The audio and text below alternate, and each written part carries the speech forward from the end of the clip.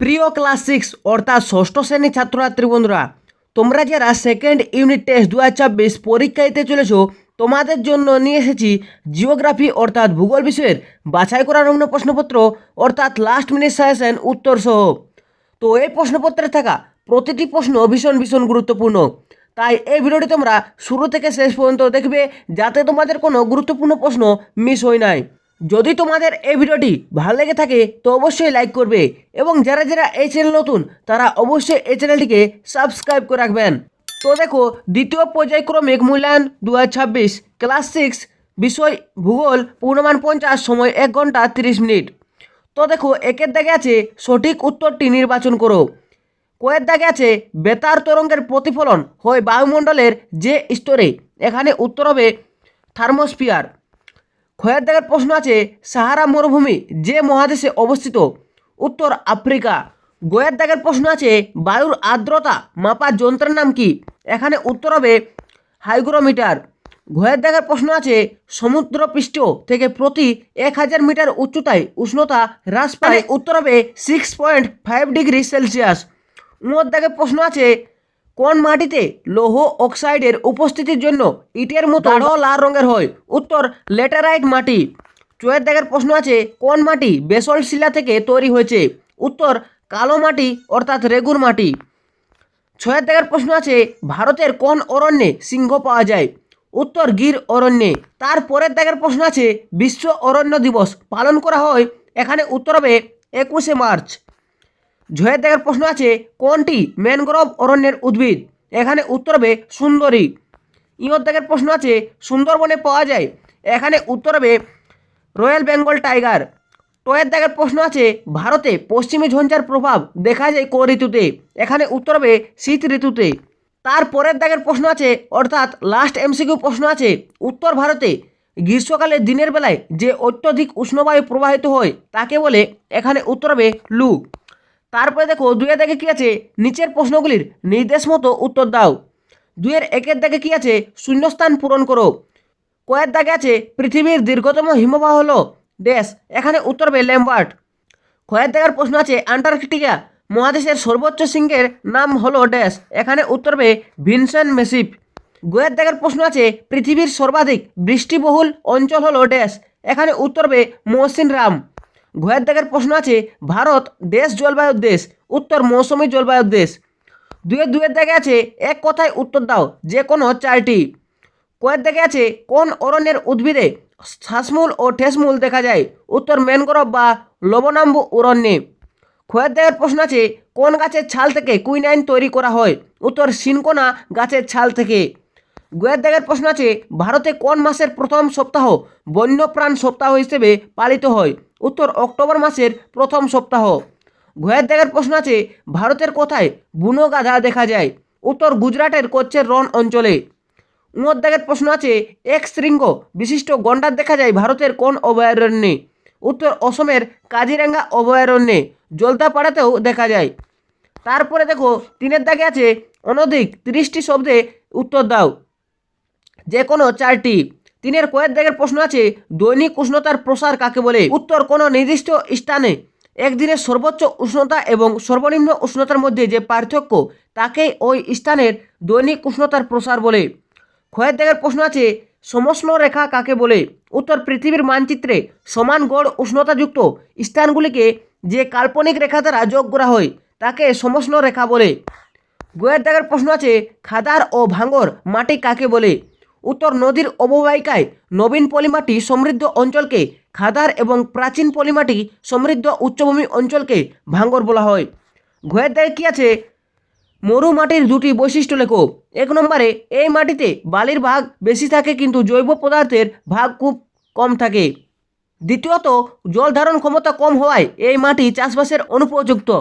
উঁয়ের দাগের প্রশ্ন আছে কোন কোন উপাদানের উপর নির্ভর করে মাটি তৈরি হয়, উত্তর আদিশিলা, জলবায়ু, ভূপ্রকৃতি, জীবজগৎ এবং সময়ের উপর নির্ভর করে মাটি তৈরি হয়। চয়ের দাগের প্রশ্ন আছে বায়ুর আর্দ্রতা বলতে কী বোঝায়, উত্তর কোনো নির্দিষ্ট সময়ে কোনো নির্দিষ্ট পরিমাণ বায়ুতে যে পরিমাণ জলীয় বাষ্প উপস্থিত থাকে তাকেই বায়ুর আর্দ্রতা বলে।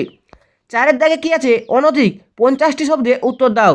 4এর কয়ের দাগের প্রশ্ন আছে আন্টার্কটিকা মহাদেশকে আন্তর্জাতিক ভূখণ্ড বলা হয় কেন, উত্তর মালিকানাহীন অঞ্চল। পৃথিবীর এই মহাদেশটি কোনো নির্দিষ্ট দেশের অধীনে নয়। 1959 সালের চুক্তি অনুযায়ী এটি মানবজাতির সাধারণ সম্পদ। গবেষণার সুযোগ, যে কোনো দেশ এখানে বৈজ্ঞানিক গবেষণা ও শান্তির উদ্দেশ্যে কেন্দ্র স্থাপন করতে পারে।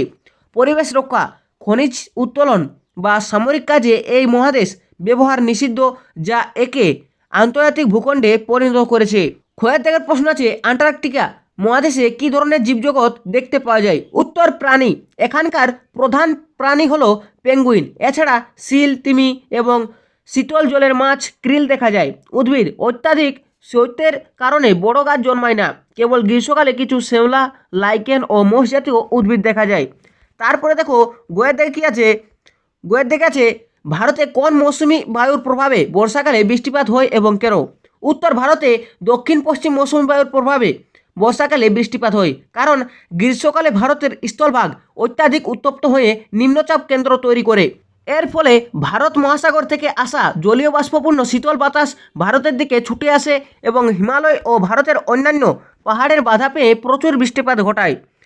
ঘয়ের দাগের প্রশ্ন কী আছে, ভারতের দিল্লি, চণ্ডীগড়, ভোপালে চরম ভাবাপন্ন জলবায়ু দেখা যায় কেন? উত্তর সমুদ্র থেকে দূরত্ব। এই শহরগুলি সমুদ্র উপকূল থেকে অনেক দূরে ভারতের মূল ভূখণ্ডের অভ্যন্তরে অবস্থিত। প্রভাব, সমুদ্রের সান্নিধ্য না থাকায় এখানে সমুদ্রবায়ু বা স্থলবায়ুর প্রভাব পৌঁছাতে পারে না। ফলে গ্রীষ্মকালে অত্যাধিক গরম এবং শীতকালে তীব্র ঠান্ডা অনুভূত হয়। তারপরে দেখো আছে 5-এর দাগে কী আছে, অনধিক 80টি শব্দে উত্তর দাও, যে কোনো দুটি। কয়ের দাগের প্রশ্ন কী আছে, বায়ুমণ্ডলের ট্রপোস্ফিয়ার এবং স্ট্র্যাটোস্ফিয়ার এর সংক্ষিপ্ত বর্ণনা দাও। উত্তর ট্রপোস্ফিয়ার, প্রথমত এটি বায়ুমণ্ডলের সবচেয়ে নিচের স্তর, যা ভূপৃষ্ঠ থেকে গড়ে 16 কিমি উচ্চতা পর্যন্ত বিস্তৃত। দ্বিতীয়ত মেঘ, বৃষ্টি, ঝড় ও কুয়াশা এই স্তরে দেখা যায় বলে একে ক্ষুব্ধমণ্ডল বলে। তৃতীয়ত উচ্চতা বৃদ্ধির সাথে সাথে এই স্তরে তাপমাত্রা কমতে থাকে। তারপরে দেখো স্ট্র্যাটোস্ফিয়ার, প্রথমত ট্রপোস্ফিয়ারের উপরে 50 কিমি উচ্চতা পর্যন্ত এই স্তরটি বিস্তৃত। দ্বিতীয়ত এখানে মেঘ বৃষ্টির গোলযোগ নেই বলে একে শান্তমণ্ডল বলে। এই স্তর দিয়ে জেট বিমান চলাচল করে। তৃতীয়ত এই স্তরের ওজোন স্তর সূর্যের ক্ষতিকারক অতিবেগুনি রশ্মি শোষণ করে আমাদের রক্ষা করে। তারপরে দেখো ক্ষয়ের দিকে কী আছে, পৃথিবীর তাপমণ্ডলগুলির সংক্ষিপ্ত বর্ণনা দাও। উত্তর সূর্যরশ্মির পতন কোণের তারতম্য অনুযায়ী পৃথিবীকে 3টি প্রধান তাপমণ্ডলে ভাগ করা যায়। প্রথমত উষ্ণমণ্ডল, নিরক্ষরেখার উভয় দিকে 5 ডিগ্রি উত্তর ও দক্ষিণ অক্ষরেখার মধ্যবর্তী অঞ্চল। এখানে সূর্য সারা বছর লম্বভাবে কিরণ দেয়, ফলে সারা বছরে গরম থাকে। দ্বিতীয়ত নাতিশীতোষ্ণ মণ্ডল, উষ্ণমণ্ডলের পর থেকে 2 গোলার্ধে সুমেরু ও কুমেরু বৃত্ত পর্যন্ত বিস্তৃত অঞ্চল। এখানে রোদ খুব বেশি কড়া নয়, আবার খুব বেশি ঠান্ডাও নয়। তৃতীয়ত হিমমণ্ডল, 2 মেরু বৃত্ত থেকে মেরুবিন্দু পর্যন্ত বিস্তৃত অঞ্চল। এখানে সূর্যরশ্মির অতি তির্যকভাবে পড়ে, তাই সারা বছর তীব্র ঠান্ডা থাকে এবং মাটি বরফে ঢাকা থাকে। গোয়ের দাগে কী আছে, মাটি সংরক্ষণের উপায়গুলি লেখো। উত্তর মাটি হলো আমাদের অমূল্য সম্পদ। এটি সংরক্ষণের প্রধান উপায়গুলি হলো বৃক্ষরোপণ, গাছের শিকড় মাটিকে শক্ত করে ধরে রাখে, তাই বেশি করে গাছ লাগাতে হবে। ধাপ চাষ, পাহাড়ি অঞ্চলে ঢাল বরাবর ধাপ কেটে চাষ করলে বৃষ্টির জল মাটি ধুয়ে যায় না। পশুচারণ নিয়ন্ত্রণ, অতিরিক্ত পশুচারণ বন্ধ করতে হবে, যাতে মাটির উপরিভাগের ঘাস ও গাছপালা নষ্ট না হয়। ফসল আবর্তন, একই জমিতে বছরের পর বছর একই ফসল চাষ না করে ঘুরিয়ে ফিরিয়ে বিভিন্ন ফসল চাষ করলে মাটির উর্বরতা বজায় থাকে। বর্জ্য ব্যবস্থাপনা, প্লাস্টিক বা রাসায়নিক বর্জ্য মাটিতে ফেলা বন্ধ করতে হবে। তারপরে দেখো শেষ অর্থাৎ ঘয়ের দাগের প্রশ্ন আছে, অরণ্যকে আমাদের বন্ধু বলা হয় কেন?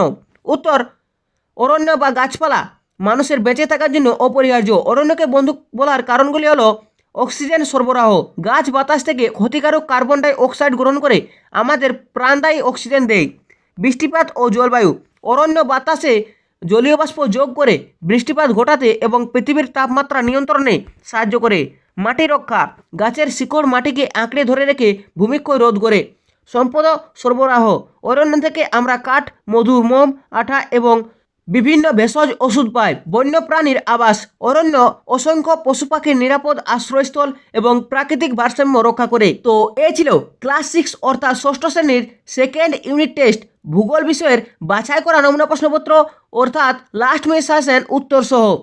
তো এই ভিডিওটি যদি তোমাদের ভালো লেগেছে তো অবশ্যই লাইক করবে এবং যারা যারা এই চ্যানেলটিকে এখনও পর্যন্ত সাবস্ক্রাইব করে রাখুনি তারা অবশ্যই এই চ্যানেলটিকে সাবস্ক্রাইব করে পাশে থাকা বেল নোটিফিকেশন অল সিলেক্ট করে রাখবেন।